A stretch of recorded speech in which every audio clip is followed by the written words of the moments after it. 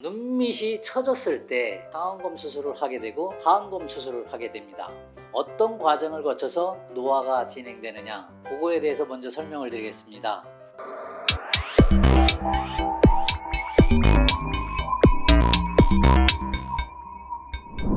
눈밑의 노화 현상에 대해서 단계별로 말씀을 드리도록 하겠습니다. 첫 번째, 눈밑이 처지는 현상입니다. 눈밑은 인체 중에서 가장 피부가 약한 부위입니다.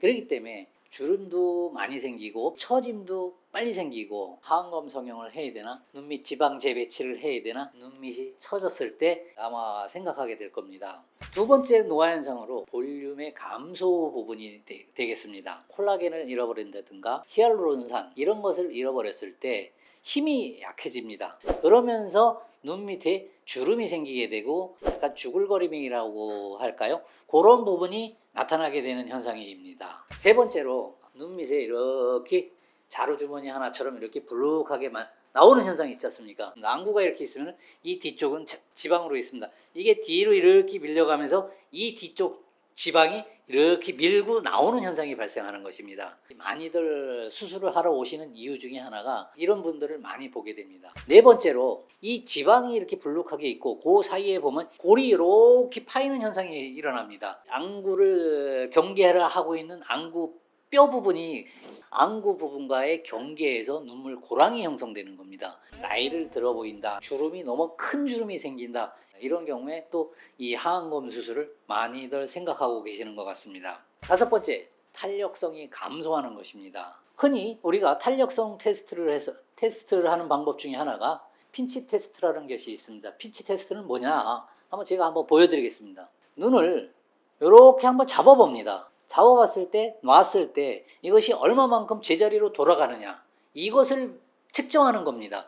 보통 젊은 경우는 이것을 잡았을 때 이것을 놓으면 바로 원상태로 돌아갑니다. 근데 탄력성이 떨어졌을 경우는 이것을 잡아봤을 때 이걸 놓으면 바로 돌아가지 않게 되는 겁니다. 이렇게 눈밑 노화 현상에 대해서 말씀을 드렸는데, 아름다운 세상에 하안검 수술의 차별점이 어떤 것이 있느냐? 하안검 수술에 있어서 가장 중요한 것은 부작용이 얼마만큼 덜 나타나냐. 가장 흔히 나타나는 것이 눈밑이 뒤집어지는 현상입니다. 야, 이분의 탄력성이 어느 정도 되느냐, 이것을 먼저 정확히 아시고 난 다음에 하안검 수술을 해야 됩니다. 하안검 수술만으로 문제가 없는지, 아니면 이 결막을 줄여주는 수술을 같이 겸해야 하는지를 여기서 정하고 들어가는 겁니다. 결막을 줄여주는 수술은 뭐냐면은 하안검 수술을 했을 때 눈이 뒤집어지는 것을 예방하는 수술입니다. 그 수술과 하안검 수술을 하면은 절대 눈밑이 뒤집어지는 현상이 일어나지 않습니다. 두 번째로,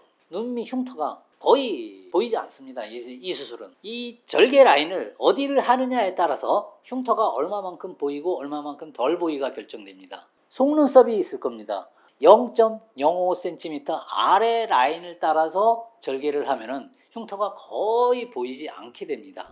아무래도 하안검 수술을 많이 해본 의사가 아마 잘할 겁니다. 하안검 수술 대충 하는 것이 아닙니다. 수술을 10년을 한 사람과 15년을 한 사람과 1000번 해본 사람과 10,000번 해본 사람은 확실하게 차이가 있습니다. 그만큼 수술 경력이 중요합니다. 아름다운 세상 참고로 20년 이상